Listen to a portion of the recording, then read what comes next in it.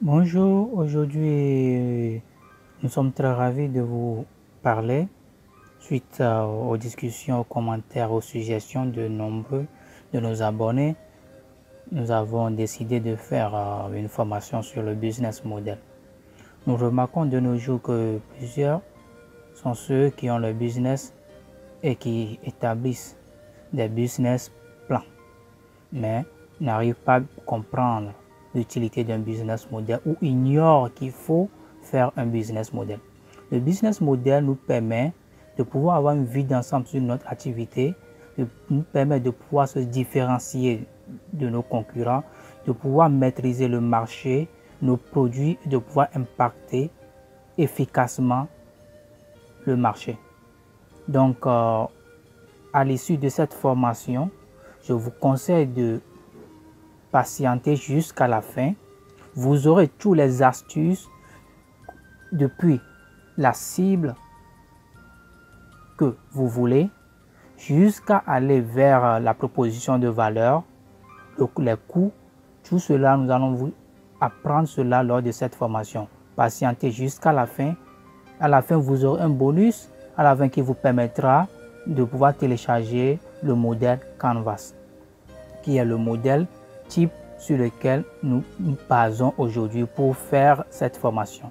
Si vous n'êtes pas encore abonné, abonnez-vous à cette chaîne. Cela vous permettra d'être informé de nos futures vidéos. Le modèle que nous étudions aujourd'hui, qui est le Business Model Canvas, est structuré en 9 parties. Alors, sans plus tarder, nous allons parler de toutes ces parties que regorge le Business Model Canvas. La première chose que nous devons faire en tant qu'entrepreneur, c'est de savoir le produit que nous voulons mettre sur le marché. Quelle est la cible? Pour déterminer la cible, nous devons tenir compte de l'âge, du genre, du sexe, de la maturité, du portefeuille des clients. Donc, nous devons créer l'avatar type de client. Prenons cet exemple. Si nous voulons vendre des chaussures pour hommes, donc nous devons savoir que les chaussures pour hommes, c'est ce que nous voulons vendre. Donc, notre cible, c'est quoi? Les hommes. La définition de l'homme, selon nous, c'est quoi? Est-ce que c'est des personnes de 0 à 15 ans ou bien de 15 ans à 60 ans? Alors, l'homme que nous voulons voir ou bien l'homme que nous voulons comme étant notre cible, quel est son revenu? Sont-ils possibles qu'ils puissent acheter nos produits à un tel prix? Je ne sais pas si vous comprenez. Ce sont des choses que nous devons déterminer pour définir le client, c'est-à-dire la cible du client. Donc, si vous êtes dans le e-commerce, vous devez savoir est-ce que c'est la clientèle européenne, nationale, locale que vous cherchez. Vous voyez, si vous êtes par exemple un consultant, comme consultant stratégie marketing digital, consultant expert comptable, quelle est votre cible? Est-ce que c'est B2B, c'est-à-dire entreprise vers entreprise, ou bien B2C, entreprise vers individu? Vous devez définir votre segment, votre client. Après, nous allons voir la proposition de valeur. Qu'est-ce que vous apportez comme valeur à la clientèle, votre client? Pourquoi il doit choisir vous et non pas une autre personne? Quel est ce qui vous différencie des autres concurrents? Quelle est la valeur ajoutée? Si par exemple, vous êtes une entreprise de marketing et que vous permettez à vos clients de signer des contrats, alors, et que votre client lui-même arrive à signer 3 contrats, donc votre valeur dans ce cas, c'est de l'amener à signer plus de contrats. Donc, vous pouvez lui dire, au lieu qu'il signe ces contrats, 3 contrats par mois, vous pouvez lui permettre, via votre association, de signer plus de 10 fois plus ces contrats. Donc, c'est la valeur ajoutée que vous lui apportez. Donc, votre valeur dans ce cas, c'est de le permettre de signer plus de contrats. Et là, il faut être aussi tangible. Donc, c'est votre proposition de valeur. Si vous êtes dans le domaine de comptabilité, votre proposition de valeur peut être d'aider ou bien de permettre aux dirigeants de réduire leurs coûts pour pouvoir vendre au coût le plus bas et augmenter leur marge bénéficiaire, parce que c'est votre rôle de calculer les coûts et de déterminer les marges bénéficiaires.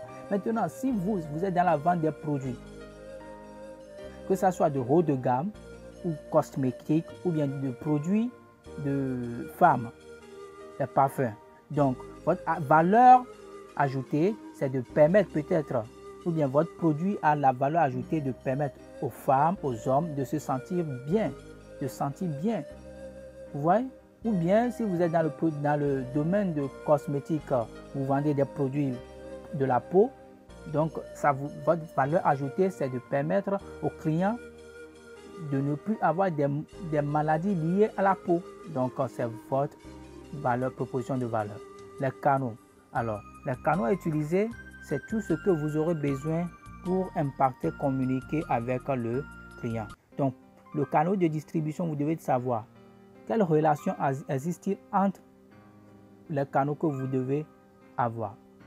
Est-ce que vous allez vendre en boutique, sur Internet, dans des magasins, dans des salons professionnels? Ce que vous voulez faire, quels sont les moyens? Si vous êtes consultant, donc vous devez utiliser des blogs pour donner des conseils, aller à des chambres. Si vous êtes dans la vente de produits locaux, ou bien vous êtes dans la vente de produits importés, donc vous devez chercher, si possible, à participer à des foires. Vous voyez, là où vous pouvez faire voir vos produits à votre clientèle cible que vous avez déjà définie au point 1. Maintenant, vous devez aussi à la partie 4 qui est la relation client, chercher à voir comment vous devez entretenir votre relation client. Vous savez déjà votre cible, vous connaissez déjà la proposition de valeur que vous avez à leur donner, vous savez comment les atteindre par les canaux. Alors, votre relation client, vous devez l'entretenir, le personnaliser. Ou soit si vous avez à l'automatiser, vous devez l'automatiser. Si ce n'est pas WhatsApp, pas des newsletters, comment vous allez entretenir votre relation client, c'est très important. Vous voyez, ce sont des choses que vous devez identifier pour savoir, par exemple, si vous êtes dans le domaine de gestion de chiens, donc comment vous allez proposer à votre client des mesures de protection de chiens pour qu'il puisse avoir le désir de pouvoir désirer commander vos produits. Maintenant, vos sources de revenus. Aucune entreprise ne peut aller de l'avant sans source de revenus. Alors, est-ce que vous allez vendre vos produits via une boutique, comme on l'avait dit? C'est-à-dire, toute votre stratégie sera que tout le monde viendra dans la boutique. Ou bien, vous allez vendre en ligne. Ou bien, vous allez octroyer des licences à des gens. Ou bien, pour vous, selon vous, ce n'est pas des frais de coûtage, rémunération, abonnement. Vous voyez, toutes ces choses-là devront être prises en compte dans tous vos sources de revenus. Par exemple, si nous prenons des sociétés de Internet, ça, ce sont des abonnements, ils font. Vous voyez? Maintenant, vous, c'est par achat. Vous voyez? Il faut essayer de voir vos sources de revenus. Comment vous voulez. Par exemple, il y a des sociétés qui font des contrats sur une année. Toute l'année, vous avez des contrats avec eux. Vous voyez? Donc, c'est à vous de voir vos sources de revenus.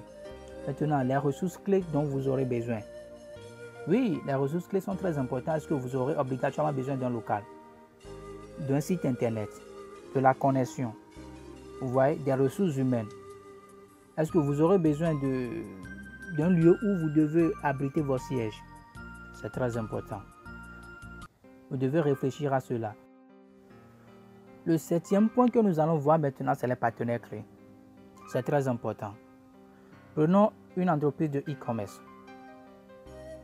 Est-ce que votre business model, c'est juste que les fournisseurs vont mettre simplement leurs produits sur votre site, le client vient, il commande et c'est le fournisseur qui va les livrer? Ou bien vous avez un magasin et vous avez dans ce magasin des échantillons de ce produit? Je ne sais pas si on se comprend. Donc, toutes ces choses-là, vous devez déjà identifier ça. Et là, comme vous êtes dans le e-commerce, vous devez faire quoi? Chercher maintenant des partenaires.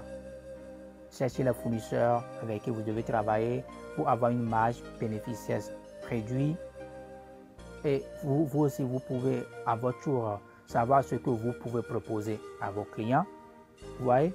Si vous êtes dans le BTP, vous voulez postuler à des appels d'offres, que vous êtes simplement ingénieur, donc vous aurez besoin d'un architecte, vous aurez besoin peut-être des maçons pour vous faire des devis de cotation, et ainsi de suite. Donc, pour qu'ensemble, vous pouvez bénéficier d'un effet de synergie et aller de l'avant. Nous voyons les grandes structures qui vendent nos portables.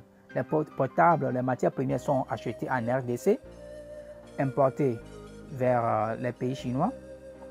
La Chine préfabrique, envoie les produits soit en Europe, en France ou en Amérique et finaliser là-bas. Donc, c'est à vous de voir comment vous voulez mettre votre business et identifier les partenaires clés dont vous aurez besoin. Votre activité, comment ça se fera? Est-ce que vous aurez besoin juste d'une connexion Internet chez vous, une seule personne, ça va? Ou bien vous aurez besoin d'un secrétaire, de quelqu'un à vous aider? Est-ce que de matin, de telle à telle heure, vous devez travailler, faire ceci ou faire cela? Est-ce que vous devez développer vos logiciels? Est-ce que vous aurez utilisé une chaîne logistique? Vous voyez? Donc, le modèle économique, ça c'est à l'interne. Le modèle économique de votre activité, vous devez le définir là-bas. Alors, tout ce que nous avons dit jusque-là engendre des coûts. Donc, vous devez maintenant dans la partie 9, vous asseoir, savoir les priorités, chaque chose que vous devez faire à ses coûts. Vous voyez? Par exemple, au niveau du point 1, la segmentation du client pour aller vers votre client. Tout ce que vous devez faire qui était dit dans le business plan, c'est-à-dire les moyens de communication, de marketing, de publicité pour changer le potentiel prospect en client et aussi si possible en ambassadeur. Vous devez déterminer ses coûts de conversion d'un prospect en client. Vous devez savoir votre coût de fonctionnement, de roulement. Vous devez aussi déterminer aussi votre coût lié à votre activité, vos coûts fixes, le loyer. Vous devez déterminer l'Internet, l'électricité, vous voyez les cartes de crédit que vous aurez à recharger, les impôts que vous devez payer par là. Toutes ces choses-là aussi doivent être déterminées dans votre coût. Je ne sais pas si on se comprend. Donc, likez, abonnez-vous à notre chaîne. Cela vous permettra d'avoir les vidéos prochaines que nous allons faire et de pouvoir partager. Si vous avez des questions, mettez-les dans les commentaires ou écrivez-nous et nous ferons le plaisir de vous donner plus d'explications et plus d'apports. À la fin de la vidéo, vous allez voir dans les liens en bas, il y a un lien téléchargé. Cliquez sur ce lien, vous aurez le modèle Business Canvas qui vous permettra mieux détailler si possible, qui vous permettra de pouvoir mettre en place votre business model. Merci.